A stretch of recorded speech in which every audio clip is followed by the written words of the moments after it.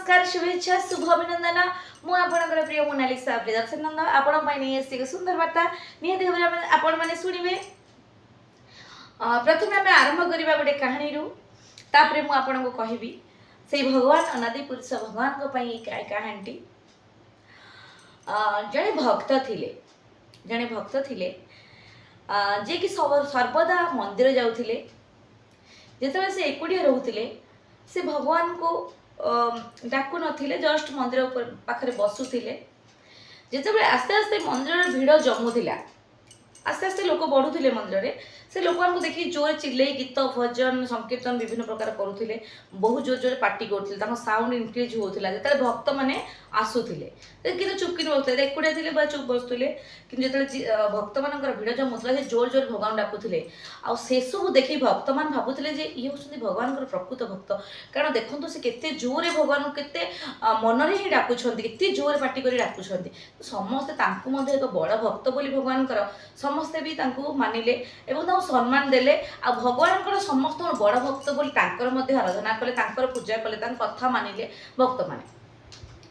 यही भाव में किसी दिन बीतीगला जड़े महात्मा से मंदिर पाख दे जाऊे से सब देखिकी सी भाविले मु किसी दिन यही मंदिर मठरे मु आश्रय नहीं जी तेणु जो मैंने थे सांगसाथी नहीं से मंदिर मठरे आश्रय ने कि से महात्मा कार्यकलाप सब अलग थिला। सी जो एकुटिया भगवान पाखे बसुले से जोर जोर चिल्ले भगवान डाकुले किए नाला बेले एकुटिया एक दुख जनाऊे समाज दुख जनाऊे सबू माने आम दुनिया दुख जनाऊे आजर भी सब कथा कहते बंधु बांधव विषय कहते साई पड़िशा ये भाव में बहुत दुख जनाऊे समाज बहुत जोर पार्टी कर चिल्ले विभिन्न प्रकार गीत भजन संकीर्तन मध्यम कि लोक मान भिड़ जमी जाते से चुप रोते कि भी कहते यही सब जिन से भक्त जनक बड़ भक्त जनक से मंदिर जी जोर जोर चिल्लाऊे से देखुले कि यही कार्यक्रम महात्मा सी भी आश्चर्य होते मोर पूरा अपोजिट माने विपरीत भाव से कारण मुझे जोर चिल्लाऊली भिड़ देखिकी सी भिड़े चुप रोते कि से भक्त कौन करते साइलेंट रोते एकुटिया थे कि ये एकुटिया समय जोर जोर महात्मा भगवान को डाकुले यही सब कार्यकलाप देखुले। किछि दिन पर से भक्त जनक ये जोर जोर चिल्लाती भक्त मान देखिले से भक्त बड़ भक्त जी भगवान से गोटे चप्पल किଣିले ये चप्पल कि नुआ चप्पल कि मंदिर को आसिले भक्त मान पाक आसिले माने जमती संकीर्तन भजन बोलिया चप्पल बाहर रखिले से माने फोकस थिला चप्पल उपरे ये चप्पलटा मोर बाहर रही एत भिड़ भितर किए नहीं जीवो से भगवान को मंदिर को गले भगवान को मंदिर को जाई भगवान को आराधना करूँ विभिन्न बड़ पार्टी विभिन्न संकीर्तन भजन रे पूरा निमग्न होता किंतु मन थाए चप्पलटी कि चप्पलटा मोर किए नहीं जीव कि मो चप्पलटा ये किए नहीं जीव कि यही मनोभाव में रखिकी से भगवान को आराधना करूँ ऊपर भगवान को पार्टी कहते स्वर लंबे गीत बोलता सब भी कर भगवान को आराधना करूँ जी भाव पूरा भक्त निमग्न होती भगवान आराधना किंतु प्रकृत कथा मन में चप्पल किए नहीं जीव कि यही भाव में से दिन गला चप्पल भी सुरक्षित था चप्पल पाइले से गले चप्पल भी किए नहीं नथिले से रात्रि गला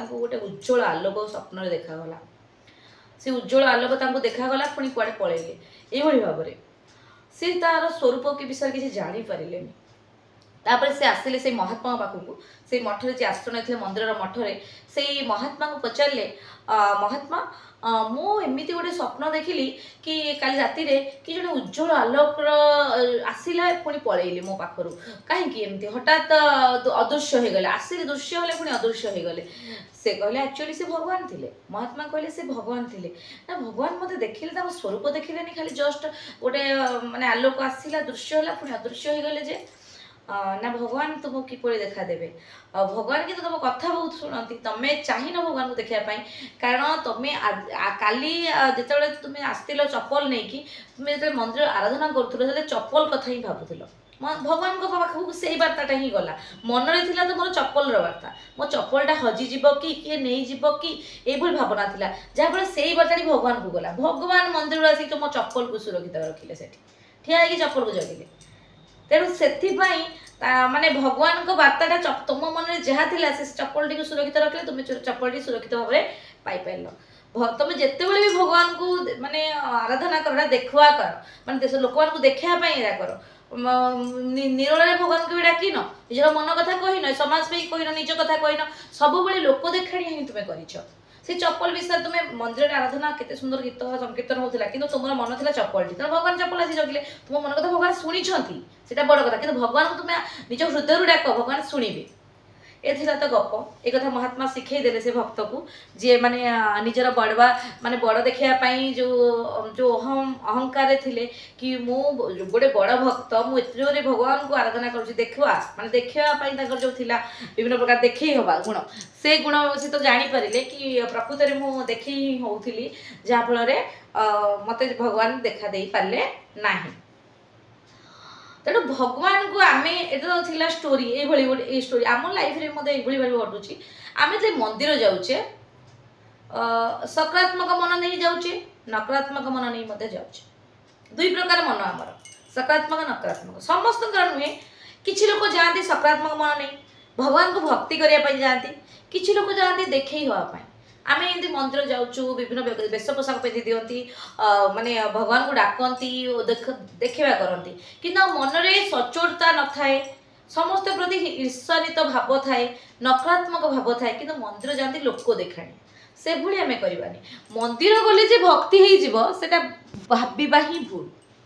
ମନ୍ଦିର ନ ଯାଇକି ତୁମେ ଯଦି ଘରେ ଭଗବାନଙ୍କୁ ଡାକିବ ସ୍ୱଚ୍ଛ ମନରେ, ପୁରା ସକାରାତ୍ମକ ମନରେ ଡାକିବ, ଭଗବାନ ବି ମନ୍ଦିର ଭାବିକି ତୁମ ଘରେ ଆସି ବିଜେ କରିବେ, ତୁମକୁ ଦେଖାଦେବେ।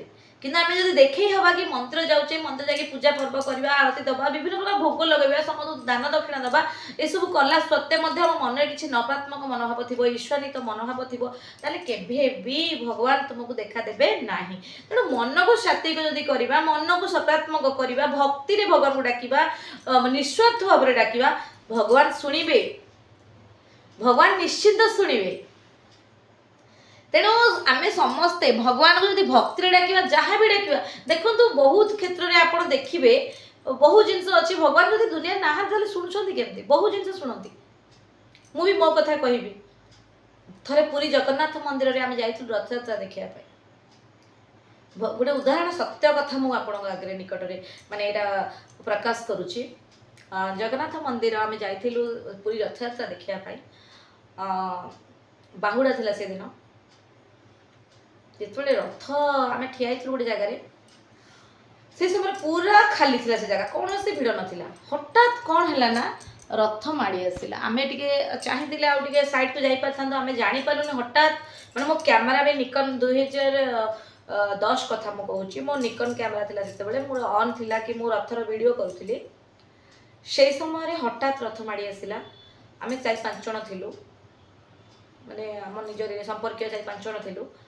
ସେ ହଠାତ୍ କେମିତି ମାଡ଼ି ଆସିଲା, ଆମେ ଭାବିଲୁ, ମୁଁ ତ ଭାବିଲି ଆଉ ବଞ୍ଚିବନି, କାରଣ ସେ କ୍ୟାମେରା ରେକର୍ଡିଂ ବି ଅଛି ବର୍ତ୍ତମାନ ସେ ଲ୍ୟାପଟପ୍ରେ। କିନ୍ତୁ ଯେହେତୁ ମୋର ଟିକେ ପେନ୍ ଡ୍ରାଇଭ୍ ଅସୁବିଧା ଥିଲା, ସେ ଲ୍ୟାପଟପ୍ରେ ସ୍କ୍ରାଚ୍ ଅଛି, ମୁଁ ଦେଖେଇବି ଆପଣଙ୍କ ପାଖରେ ନେବି, ସେ ଭିଡ଼ିଓ ବି ଅଛି କି ଭଗବାନ ରଥ ଯେତେବେଳେ ଆସିଲା, ସେତେବେଳେ ଆମେ ଭାବିଲୁ, ଆମେ ସମସ୍ତେ ଭାବିଲୁ ଆମେ ଚାଲିଯିବୁ, ଦଳିଦେବେ ବି ଆମକୁ। ସେ ଯୋଉ ରେଟ୍ରେ ମାଡ଼ି ଆସିଲେ ଆମେ ଭାବିଲୁ ଆମେ ଆଉ ବଞ୍ଚିବୁନି, କାରଣ ଜାଗା ହିଁ ନଥିଲା କୁଆଡ଼େ ଯିବା ପାଇଁ। ଆମେ ହଠାତ୍ ଭଗବାନଙ୍କୁ ଛାଡ଼ିଦେଲୁ।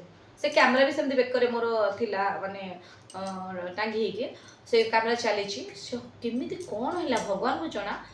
ଆମେ ଯାଇକି ଗୋଟେ ଖୋଲା ସ୍ଥାନରେ 10 ମିନିଟ୍ ଭିତରେ ପହଞ୍ଚିଲୁ। ଆମକୁ ସେ ମାଳିମାନେ କିଏ ସେ ପଣ୍ଡାମାନେ କିଏ ଜଣେ ଟେକି ଟେକି ମୋତେ ଲାଗିଲା କେମିତି ଆମେ ଲୋକମାନଙ୍କ କାନ୍ଧରେ ଚଢ଼ିକି ଆମେ ଯାଉଛୁ, ଏଇ ଟାଇପ୍ର ମୋତେ ଲାଗିଲା। କିନ୍ତୁ ମୁଁ ଆଖି ବୁଝି ଦେଇଥିଲି, ମୁଁ ଭାବିଲି ନା ବଞ୍ଚିବାର ହିଁ ନାହିଁ। କିନ୍ତୁ ଆମକୁ ନେଇ ଗୋଟେ ଖୋଲା ସ୍ଥାନରେ ଛାଡ଼ି ଦିଆଗଲା, ଯେଉଁଟାକି ଭଗବାନଙ୍କର ଆଶୀର୍ବାଦ। ସେଇଟା ମୁଁ ଭାବିଲି କି ଭଗବାନ ଚାହୁଁନଥିଲେ କି ଦଳାଚକଟା ତ ବହୁତ ଜଣ ମରନ୍ତି, ଆପଣ ଜାଣିଛନ୍ତି, ମୃତ୍ୟୁବରଣ କରିଛନ୍ତି ଆମର ଦଳାଚକଟା, ରଥଯାତ୍ରା, ବାହୁଡ଼ା, ଏସବୁ କ୍ଷେତ୍ରରେ ଆପଣ ଦେଖିଛନ୍ତି। ମୁଁ ଟିକେ ରଥର ରେକର୍ଡିଂ କରିବା ପାଇଁ ପାଖକୁ ଯାଇଥିଲି ମାନୁଛି, କିନ୍ତୁ ହଠାତ୍ ମାଡ଼ି ଆସିବ ସେମିତି କିଛି ମୁଁ ଜାଣିନଥିଲି। ଦଳ ମାନେ ଏମିତି ହଠାତ୍ ରଥ ମାଡ଼ି ଆସିବେ, ସେ ଭକ୍ତମାନେ ମାଡ଼ି ଆସିବେ, ଏ କଥା ବି ଆମେ ମାନେ ଜ୍ଞାତ ନଥିଲା। କିନ୍ତୁ ବହୁତ ଖୁସି ଲାଗିଲା କି ଭଗବାନ ଦୁନିଆରେ ଅଛନ୍ତି ଆଉ ଆମକୁ ବଞ୍ଚେଇ ଦେଲେ ଆମ ଜୀବନ। ସେଇଟା ମୁଁ ଗୋଟେ ମିରାକଲ୍ ଭାବିଛି ମୋ ଲାଇଫରେ କି ଭଗବାନ ଦୁନିଆରେ ଅଛନ୍ତି। ଭଗବାନ ନାହାନ୍ତି ବୋଲି ଆମେ କହିପାରିବାନି, ଭଗବାନ ଅଛନ୍ତି। ସଚ୍ଚା ମନରେ ଡାକିବା, ଯଦି ସଚ୍ଚା ମନରେ ଡାକିବା, ସକାରାତ୍ମକ ମନରେ ଡାକିବା, ତାହେଲେ ଭଗବାନ ନିହାତି ଆସିବେ। ମନରେ ଛନ୍ଦ, କପଟ, ଈର୍ଷା, ଅନ୍ୟକୁ ସହି ନ ପାରିବା, ଅନ୍ୟକୁ ଦେଖେଇ ହେଇକି କିଛି କହିବା, ଅନ୍ୟକୁ ହଇରାଣ କରିବା, ଏଇଭଳି ଯଦି ମନୋବୃତ୍ତି ଆମ ମନରେ ରହିବ। କିଛି କିଛି ଲୋକ ଅଛନ୍ତି ବହୁତ କୋମଳ ବଚନ କୁହନ୍ତି, ମୁଁ ତ ସେମାନେ ପସନ୍ଦ କରେନି, କିନ୍ତୁ ପଛରେ ଛୁରୀଟି କାଟନ୍ତି। ସେମିତି ଲୋକ ବହୁତ ଜଣ ମୋ ସଂସ୍ପର୍ଶରେ ମଧ୍ୟ ଆସିଛନ୍ତି ଆଉ ସେମାନଙ୍କୁ ବି ମୁଁ ଚିହ୍ନିଛି ତଥାପି ତାଙ୍କ ସାଙ୍ଗରେ ମୁଁ ଚାଲିଛି। ତେଣୁ ଆମ ଜୀବନରେ ଆମକୁ ଯଦି କିଏ କଡ଼ା କଥା ପଦେ କହିଲା ଆମେ ତାକୁ ଖରାପ ଭାବିବାନି, କାରଣ ଆମ ଭଲ ପାଇଁ ସେ କିଛି କହିଛି। ଆଉ କୋମଳ ବଚନ କହି ପଛରେ ଛୁରୀ ମାରିବା ଲୋକ ବହୁତ ଜଣ ଅଛନ୍ତି, ସେମାନଙ୍କୁ ଟିକେ ଦୟାକରି ମାନେ ରହିବେ। ଆଉ ସେଇଭଳି ଲୋକ ଭଗବାନଙ୍କୁ ପାଇବେନି, କାରଣ ସେମାନେ ମିଠା କଥା କହି ଭଗବାନଙ୍କୁ ଦେଖେଇବା ଗୁଣ ତାଙ୍କର ଥାଏ। ସେଇ ଜିନିଷଟା ଆମେ ଟିକେ ବନ୍ଦ କରିବା। ଆମ ଜୀବନରେ ଯଦି ଭଲ ପାଇବା ଅଛି ଭଗବାନଙ୍କ ପ୍ରତି, ଯାହା ପ୍ରତି ଆମେ ଦେଖିବା ଦରକାର ନାହିଁ, ମନରୁ ହିଁ ଭଲ ପାଅ। ନିଶ୍ଚିତ ଭାବରେ ଭଗବାନ ଶୁଣିବେ, ଭଗବାନ ନିଶ୍ଚିତ ଦେଖା ଦେବେ।